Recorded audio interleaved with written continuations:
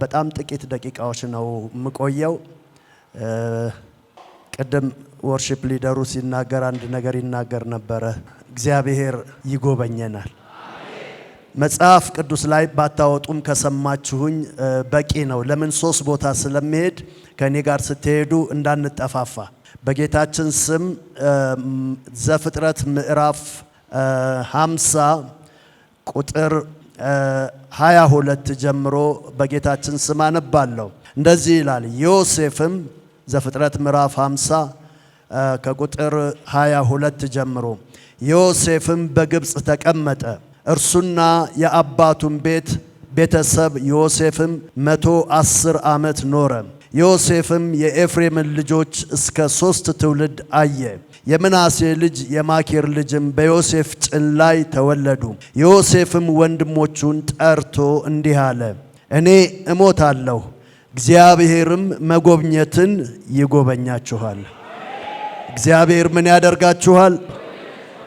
ሌላ ስፍራ የተናገረ ሰው አለ ወይ ብዬ ሳይ አሁንም በሩት መጽሐፍ ምዕራፍ 1 ላይ እንደዚህ አይነት ቃል ተደጋግሞ እናያለን። የሩት መጽሐፍ ምዕራፍ 1 ቁጥር 6 አካባቢ እንደዚህ የሚል ቃል አለ። እርሷም በሞዓብ ምድር ሳለች እግዚአብሔር ሕዝቡን እንደጎበኘ እንጀራም እንደሰጣቸው ሰማች። እግዚአብሔር ሕዝቡን ምን እንዳለ? እንደጎበኘ። የመጨረሻውን ክፍል ደግሞ አነባለሁ። ሶስተኛው ሐሳብ ሉቃስ ምዕራፍ 7 ቁጥር 16 ላይ ነው። እንደዚህ ይላል። በዚህ ክፍል ላይ ያለው ቃል የሞተውም ቀና ብሎ ተቀመጠ፣ ሊናገርም ጀመረ፣ ለእናቱም ሰጣት። ሁሉንም ፍርሃት ያዛቸውና ታላቅ ነቢይ በእኛ መካከል ተነስቷል፣ ደግሞም እግዚአብሔር ሕዝቡን ጎብኝቷል። ለጌታ ክብር አምጡ እስኪ። እግዚአብሔር ሕዝቡን ምን ብሏል? ጎብኝቷል። አይዊሽ ሰፋ ያለ ጊዜ ቢኖረን፣ ግን ጊዜያችሁን አልሻማም። ይሄም የእግዚአብሔር ቃል ነው። ይሄንን 3ቱንም ክፍል ስናየው ስለ መጎብኘት ይናገራል። እግዚአብሔር ምድራችንን በመንፈሳዊ ነገር እየጎበኘ ነው። እግዚአብሔር ምድራችንን በወንጌል እየጎበኘ ነው። እግዚአብሔር ዛሬ ደግሞ እዚህ የመጣችሁትን የሚያምን ሰው ካለ ይጎበኘዋል። God will visit us። እግዚአብሔር ይጎበኘናል። ዮሴፍ ባይኖርም አንድ ግን ከአባቶቹ የሰማው የተስፋ ቃል ነበረ። ያም የሰማው የተስፋ ቃል በአብርሃም ዘፍጥረት ምዕራፍ 15 ላይ የተነገረ ቃል ነው። ያም ምንድነው የሚለው? በባዕድ ምድር የአንተ ዘር ወደ 430 ዓመት ይቀመጣል በባርነት፣ ከዛ በኋላ ግን አወጣቸዋለሁ ይላል። ዮሴፍ ያንን ዘመን ሲጠብቅ ሳያይ ሞተ። አላየም። የመሞቻው ጊዜ ደረሰ። ግን ወንድሞቹን ሁሉ ጠራቸውና አንድ ጥብቅ አደራ ሰጣቸው። በመጽሐፍ ቅዱስ ውስጥ ዩኒክ የሆነ ሰው፣ ብሞትም አትቅበሩኝ አለ። ብሞትም አትቅበሩኝ፣ እንዳትሸፍኑኝ። የዮሴፍን አጥንት ወይም ቦዲውን ምንድነው ያደረጉት? በሳጥን አስቀመጡት ነው የሚለው። ባይዘዌ በጥንቃቄ መልሱልኝ። ከግብጽ ምድር ወጥተው ወደ ከነዓን ወደ ተስፋይቱ ምድር የገቡ ስንት ሰዎች ናቸው? ኧረ ተው፣ በጥንቃቄ መልሱልኝ። 3 ሰዎች ናቸው። ብዙ ሰዎች 2 ነው የሚሉት። ዮሴፍን ይረሱታል። ያመነ ዮሴፍ ያመነ። በጣም የሚያሳዝነው ነገር የሱን አጽም የተሸከሙ ሰዎች፣ ሬሳ የተሸከሙ ሰዎች ለካ መንፈሳዊ ሙታኖች እነሱ ነበሩ። እየተሸከሙ እየተቀባበሉት የሞተውን ሰውዬ ሲያደርሱ እነሱ ግን ሳይገቡ ቀሩ። እምነት ይሄንን ይመስላል። ዛሬ ይሄንን ቃል ልነግራችሁ ፈልጋለሁኝ። ክብር ለጌታ ኢየሱስ ይሁን። አሜን። ስለዚህ የገቡት ካሌብና ኢያሱ ሳይሆኑ ካሌብ፣ ኢያሱ፣ ዮሴፍ ናቸው የገቡት። ይሄ ሰው በእምነት እንደዚህ ብሎ ተናገረ። መጎብኘትስንስ እግዚአብሔር ይጎበኛችኋል አለ። ጊዜው ሊረዝም ይችላል፣ ሊቆይ ይችላል። ይሄንን አምኜ ሞታለሁ። የዕብራውያን ጸሐፊ እንደዚህ ብሎ ይናገራል። ዮሴፍ አምኖ ሞተ ይላል። ዮሴፍ አምኖ አደራ ሰጥቶ ሄደ እና እንዳመነ ያ ሬሳ ሚራክለስ የሆነ ነገር ነው። ያ ሬሳ ምን ሆነ ይላል? ተሸክመውት በዛ የተስፋ ምድር አገቡት። እኔና እናንተ ሞተን እዚህ ምድር አንቀርም፣ እንነጠቃለን። ክብር ለኢየሱስ ይሁን። ደስ ያለው ለጌታ ክብር ያምጣ። እስኪ ምን እያልኩ ነው ያለሁት? ዴስቲኒያችን መሬት ውስጥ አይደለም። ዴስቲኒያችን ሰማይ ነው። ፍጻሜያችን መድረሻችን እንደ ሰው ሄደን ሞተ አይደለም። እዚያ አንቀላፋ እዛ ተነሳ ነው። ክብር ለኢየሱስ ይሁን።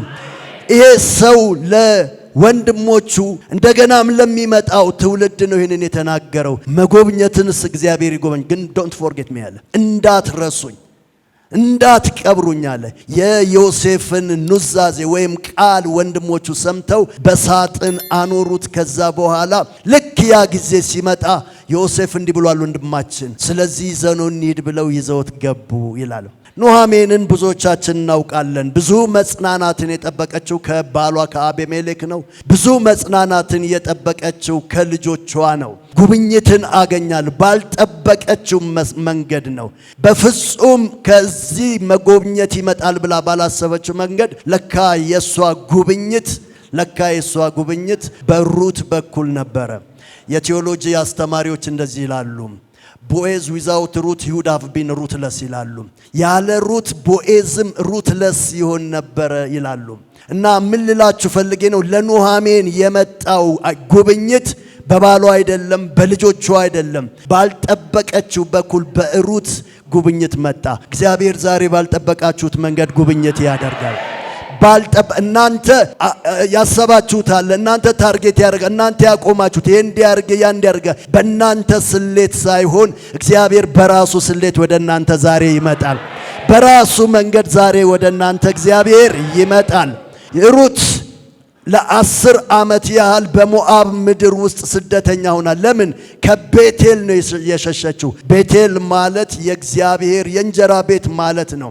ቤቴል ማለት የእንጀራ ቤት ተራበ ብላ ወጣች ብሎ ይናገራል። ስፍራዋን ለቀቀች ብሎ ይናገራል። በዛ ምድር ሆና ግን ምንድነው ያደረገችው? የያዘችውን ሁሉ ጣለች። ባሏን አጣች፣ ልጆቿን አጣች። መጨረሻ ወደ ሀገሯ ስትመለስ ሰዎቹ ተንጫጩ ይላል። የሰፈሯ ሰዎች ሩትን አዩዋትና ኑሃሜንን አዩዋትና ኑሃሜን መጣች ብለው ተንጫጩ ይላል። ያን ጊዜ እሷ እንደዚህ አለች፣ ከዚህ በኋላ ኑሃሜን ብላችሁ አትጥሩኝ፣ ማራ ብላችሁ ጥሩኝ። ሁሉን የሚችል አምላክ አስመርሮኛል አለች። ሁሉን የሚችል አምላክ አስመርሮኛልና ኑሃሜን ማለት ደስታዬ ማለት ነው፣ ወይም ደስታ እንደምንለው ነው። ማራ ማለት ደግሞ መራራ ማለት ነው። ባይዘዌ የማርያም የጌታችን ኢየሱስ ክርስቶስ ስሟም መራራ ነው ትርጉሙ። እሱን ሌላ ጊዜ እናንተ ፈትሹ። እና ምን አለች? ማራ በሉኝ እንጂ ኑሃሜን ከዚህ በኋላ አትበሉኝ አለች። ነገር ግን የያዘቻትን ሩትን አላሰበቻትም። የያዘቻትን ሩትን በዛ በኩል ጉብኝት ወደሷ እንደሚመጣ አላወቀችም። እርሷ ግን አንድ ወሬ ሰማች። ምን አለች? እግዚአብሔር ሕዝቡን እንደጎበኘ ሰማች። በውጭ ያሉ እግዚአብሔር ኢትዮጵያን እንደጎበኘ ይሰማሉ። እግዚአብሔር ቤተ ክርስቲያንን እንደጎበኘ ይሰማሉ። ዛሬ ይህንን ቃል ለምትሰሙ ለዚህ ጉባኤ እግዚአብሔር ሕዝቡን ይጎበኛል። መልእክት ሰሌክት አድርጌ አይደለም ያመጣሁት፣ መልእክት ይዤ ነው የመጣሁት። እግዚአብሔር ይጎበኛችኋል። እኔን ይጎበኛል የሚል ሰው አለ? ዛሬ እግዚአብሔር እኔን ይጎበኛል። እኔን ዛሬ እግዚአብሔር ይጎበኘኛል። ይዛችሁት የመጣችሁት ነገር ሊኖር ይችላል። ሳትፈልጉት ይዛችሁት ይህንን አራግፋችሁ ትወጣላችሁ፣ ጥላችሁ ትመጣላችሁ። እግዚአብሔር ቪዚት ያደርጋችኋል። እግዚአብሔር ይጎበኛችኋል። የመጨረሻው ክፍል ሉቃስ ምዕራፍ 7 ላይ 16 ላይ ያነበብኩት ክፍል ነው። በዛም ክፍል ላይ ምን አሉ ይላል? እጅግ ፈሩ። ከዛ በኋላ ምን አሉ? እግዚአብሔር ሕዝቡን ጎበኘ ብለው ተናገሩ። ይሄን ቃል ልናገርና የሰበሰብኩ መጣለሁ። ጊዜያችሁን ቅድም እንዳልኩት ለሚቀጥለው ለጸሎት ጊዜ እንድትዘጋጁ ነው። ሁሉንም ፍርሃት ያዛቸውና ታላቅ ነቢይ በእኛ መካከል ተነስቷል፣ ደግሞም አሉ ደግሞም ምን ብሏል አሉ? ደግሞም እግዚአብሔር ሕዝቡን ጎበኘ ብለው ተናገረ። እግዚአብሔር ሕዝቡን በብሉይ ኪዳን በስጋ ነበር የጎበኘው። እግዚአብሔር በአዲስ ኪዳን ግን ሕዝቡን በስጋም በነፍስም ነው የጎበኘው። በስጋም በነፍስም ነው የጎበኘው። መጽሐፍ ቅዱስ ኢሳይያስ ምዕራፍ 53 ላይ ሲነግር ምን ይላል? በመገረፉ ቁስል ስለዚህ የተገረፈው ምኑ ነው? ገላው አካሉ ስለሆነ ኢየሱስ ክርስቶስ እንጀራን አነሳና ምን አላቸው ይላል? ይሄንን ብሉ አላቸው። በቃ ሌላ ነገር አልተናገረም። ይሄን ብሉ አላቸው። ደሙ ጋር ግን ሲደርስ ይሄን ጠጡ ብሎ ዝም አላለም። ይሄ ስለ ብዙዎች ለኃጢአት ይቅርታ የሚፈስስ ደሜ ነውና ይሄንን ጠጡ ነው የሚላቸው ማቴዎስ 26:26 ላይ። በደሙ ውስጥ ለነፍሳችን የሚሆን ስርየት አለ። በስጋው በመገረፉ ውስጥ ፈውስ አለ። ኢየሱስ ክርስቶስ ለስጋችንም ለነፍሳችንም he already paid። ክብር ለኢየሱስ ይሁን። ለስጋችንም ፈውስን ሰጥቶናል። በምኑ? በስጋው በኩል ፈውስን ሰጥቶናል። መጽሐፍ አስቀድሞ ሲናገር በመገረፉ ቁስል ተፈውሳችኋል። ዛሬ በመገረፉ ቁስል ለዚህ ቤት ፈውስ አለ። ዛሬ በፈሰሰው ደሙ በኩል ለዚች ደግሞ ቤት ደግሞ ለነፍሳት ደግሞ መዳን አለ። እግዚአብሔር በብሉይ ኪዳን እግዚአብሔር እስራኤልን የመጨረሻ ደስ ብሎት ሲባርክ የሚባርከው የጠላትህን ደጅ ትወርሳለህ፣ ልጆችን ዘርህን አበዛለሁ፣ ቆይ ስሙኝ፣ ልጆችን ዘርህን አበዛለሁ፣ ንጉሥ አደርግሃለሁ፣ ረጅም ዕድሜ አጠግባለሁ። ዛሶል በአዲስ ኪዳን ግን ሰማይ አወርሰሃለሁ ነው የሚለው። የአዲስ ኪዳኑ በረከት ይበልጣል። ሰማይ የተከፈተው በክርስቶስ ኢየሱስ ነው። በክርስቶስ ኢየሱስ ያገኘነው ታምራት ብሌሲንግ ከብሉይ ኪዳን ይልቅ ይበልጣል። ብሉይ ኪዳን ብዙ ታምራት ቢቀበሉም ቢሰጣቸውም ሰማይ ግን ፕሮሚስ አልተገባላቸውም። በአዲስ ኪዳን ግን ለኛ ለአዲስ ኪዳን አማኞች ሰማይ ፕሮሚስ ተገብቶልናል። ክብር ለኢየሱስ ይሁን። ክብር ለጌታ ኢየሱስ ይሁን። ሰማይ ነው ፕሮሚስ የተገባልን። ዛሬ እላችኋለሁኝ እግዚአብሔር በነፍስም እግዚአብሔር በስጋም ይጎበኛቸዋል። እግዚአብሔር ሕዝቡን ምን አለ? እግዚአብሔር እንደዛ አይደለማ። እንግዲህ 5 ሰው ከተናገረ 5 ሰው ይጎበኛል ማለት ነው። 10 ሰው ከተናገረ 10 ሰው። እግዚአብሔር ሕዝቡን ዛሬ ምን ያደርጋል? ያ ሰው እኔ ነኝ የሚል ዛሬ እግዚአብሔር እኔን ይጎበኘኛል። ዛሬ እግዚአብሔር እኔን ይጎበኘኛል። ዛሬ እግዚአብሔር እኔን ይጎበኘኛል። በኢየሱስ ስም እኔን ይጎበኘኛል። ቀኝ እጃችሁን ቀና ታረጉና የዛሬው ጉብኝት ለኔ ነው በሉ። ዛሬ እግዚአብሔር ያገኘኛል። ዛሬ እግዚአብሔር ይጎበኘኛል። የዛሬው ጉብኝት እኔን አያልፈኝም። የዛሬው ጉብኝት እኔን አያልፈኝም። ከፍ ያለ ለጌታ ክብር ታመጣላችሁ። እግዚአብሔር ሕዝቡን ይጎበኛል። ክብር ለኢየሱስ ይሁን። እግዚአብሔር ሕዝቡን ዛሬ ይጎበኛል። ክብር ለጌታ አላመጣችሁም? ይሄ ቃል የኔ ነው። ይሄ ቃል የኔ ነው። ክብር ለኢየሱስ ይሁን። እግዚአብሔር አስረግጬ ነግራችኋለሁ፣ እኔን ጨምሮ እግዚአብሔር ዛሬ ሕዝቡን ይጎበኛል። ከፍ ያለ ጭብጨባ ለጌታ ስጡ።